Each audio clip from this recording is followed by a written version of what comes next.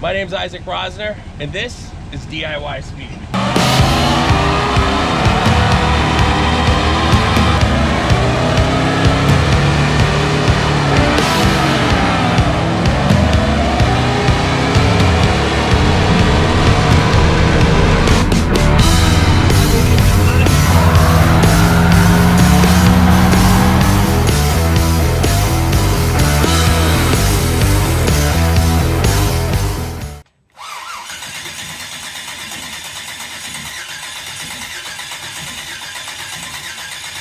I need a flywheel. We need a flywheel. There's flywheels over here.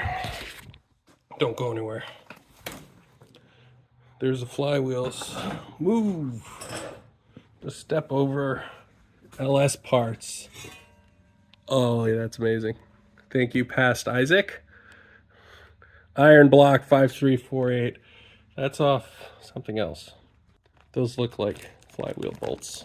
There we go. All right, let's put this on there. Let's put that on that engine. If you didn't see the short I just posted, I'll reiterate. Head bolts and starter bolts are interchangeable. So that starter is sat in there with a head bolt. So if you ever need, just steal one from up here and you put your starter on. Let's see. These things are so rusty and crusty.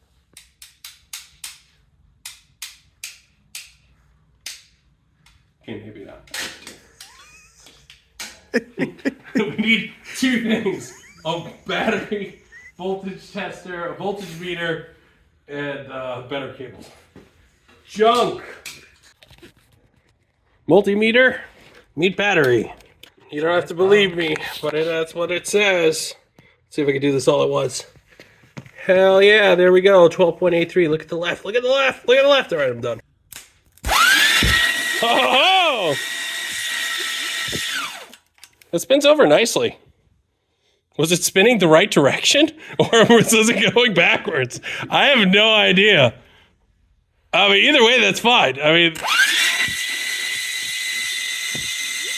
All right, and my two apprentices with their expert installation of this fuel pump into a Harbor Freight bucket. Yep. We're gonna start that. It's happening. We're gonna fandangle this. All right, I'll hand it to you, bud. Tight fit right there. Factory She ain't going clearance. anywhere. Factory clearance. All right, set her down. Let's see how it looks. It was a long journey. Oh yeah, it doesn't move at all. She ain't Oh going great, anywhere. you put the cap on, you kick it over, it'll be fine. She ain't going anywhere. She's good. All right, well, now that we did that, We did a thing. and it's another night, a glorious night here at DIY Speed. There's more space because we just piled stuff higher. Anyways, through the magic of the internet, diagrams were found, pinouts were read, decisions were made, and we're getting close. So we got fuel can in a bucket, go handle on the 12 volts, starters in it. You still didn't wire the starter yet. It needs a little bit. TAC modules hooked up.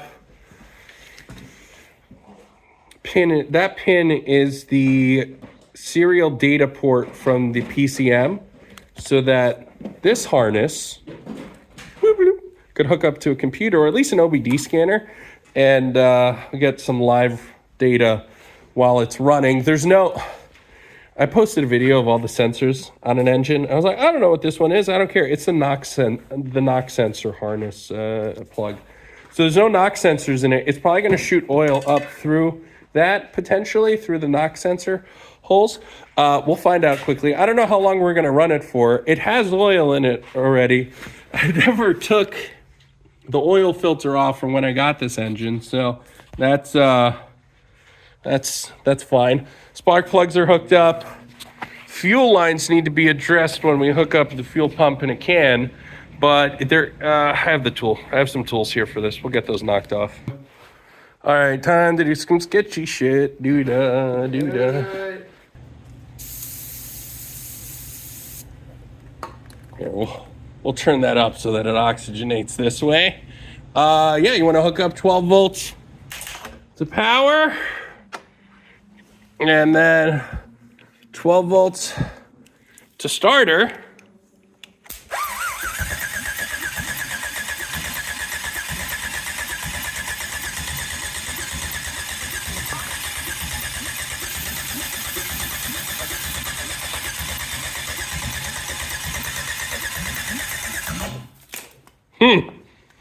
By golly, we might need those orange wires. Problem is, there's no headers on it. So once it fires, I gotta stick my hand in the direct line of the cylinder from the exhaust ports to unplug this thing. So I'm being a little chicken shit right now. I say we pull this boot off and direct feed it some goodness and see if it'll pop off. I'm putting on a pair of earmuffs for this. All right, now that I have earplugs in, we're gonna start this. No, I'm kidding. Sorry for yelling. Power's hooked up. Tack module. All right, something's not right here. Spray in the intake. Open up the throttle with the tack module, that electric pedal. The orange wires are disconnected as 12 volt battery, but it's not for the PCM because the PCM's turning on. I don't understand. And they were smoking, so whatever they're doing clearly was not correct. It wasn't grounding out properly. I think it comes down to our fuel line issue. I think the fact that it's not seeing whatever 52, 58, 48 pounds of fuel pressure, it's not going to bark off. This is the return fuel line, and once that fills up, well, it's as if we didn't use any of the true fuel, so that's good. It's going to smoke like a because it's 50 to 1. Do you want to... All right, let's hook up the fuel pump to power and see... Here, you want to hold my black wire and I'll hold my red wire. We'll touch them together. Oh, yeah. Oh, yeah. Hear that gurgling.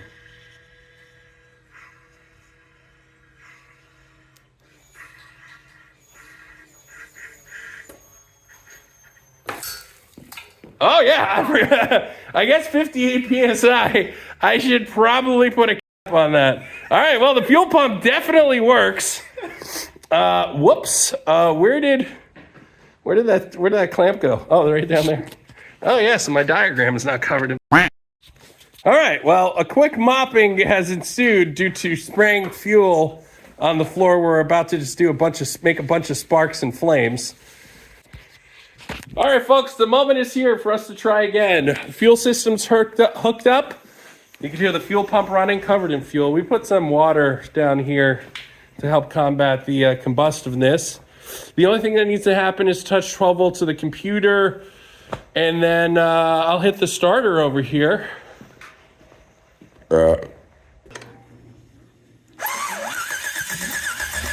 Oh, a little smoke came out of one of the holes.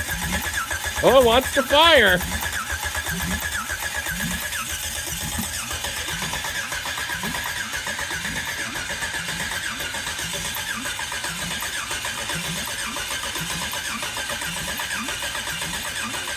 I feel like we need those orange wires for some reason. Smoke coming out from the harness.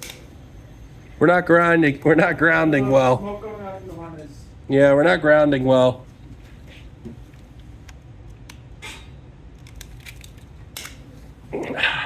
Keep letting more magic smoke out. All right, let it cool down for a second, and then we'll try it again. I just think we had a poor ground on the engine. Try not to fry too many of these.